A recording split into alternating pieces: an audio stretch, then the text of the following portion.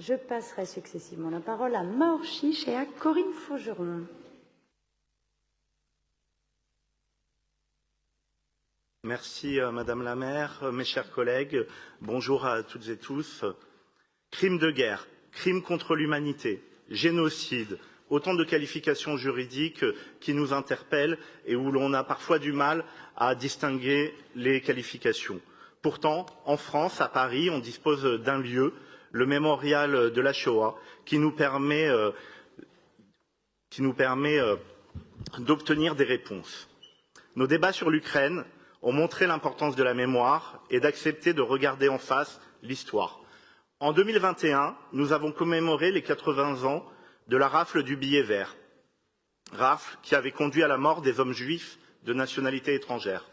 En 2022, Jacques-Yves Bobot l'a rappelé, nous commémorerons les 80 ans de la rafle du Veldiv, où 13 152 juifs ont été arrêtés et parqués avant d'être envoyés à la mort à Auschwitz par des policiers et gendarmes français, sur ordre du gouvernement de Vichy.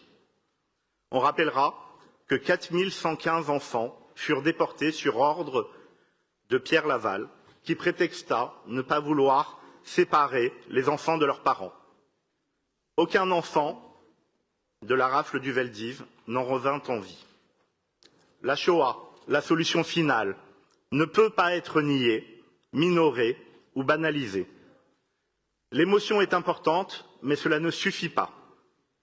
Il faut encourager le travail éducatif et pédagogique pour expliquer, décortiquer, dénoncer les contre-vérités, les complotistes et transmettre des informations solides historiquement et juridiquement.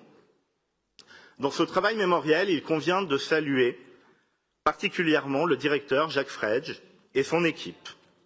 Le mémorial s'inscrit dans une longue tradition de conservation des archives, de recherche scientifique, de pédagogie et de transmission des mémoires et des valeurs de notre République aux plus jeunes, par l'organisation, entre autres, de voyages à Auschwitz-Birkenau, le site même de la barbarie nazie.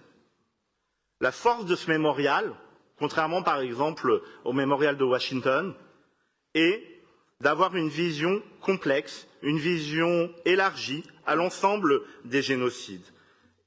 Ainsi, le mémorial travaille et présente des expositions, des rencontres avec des thématiques sur des sujets ou des génocides insuffisamment traités par les historiens.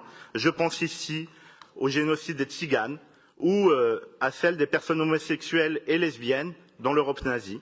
Exposition que nous avons pu visiter avec Laurence Patrice et l'ensemble des élus, Laurence Patry et l'ensemble des élus de Paris qui ont en charge d'une délégation mémorielle. Et pour nous, c'était un moment riche. Le mémorial s'illustre également dans cette capacité à faire débattre et se rencontrer des jeunes d'arrondissements différents, voire de régions différentes, pour ensemble examiner les mécanismes communs au génocide, comme avec celui des Arméniens ou des Tutsis. La nouvelle gestion par le mémorial du CERCIL à Orléans, musée mémorial des enfants du Veldiv, renforce ce travail de recherche et de pédagogie, puisque l'histoire des camps de Bonne-la-Rolande, Pithiviers et Jargeau y est rendue plus accessible. Le CERCIL a une particularité, c'est qu'il organise aussi des ateliers cinématographiques qui nous permettent d'analyser, autour par exemple du film La Rafle, le rôle de chacun durant la guerre. Dans cette période où les derniers témoins directs tendent à disparaître, où les falsificateurs de l'histoire prospèrent, soutenir le mémorial de la Shoah, c'est rappeler l'engagement de la ville de Paris pour la vérité historique et la transmission des mémoires, de toutes les mémoires. Merci beaucoup.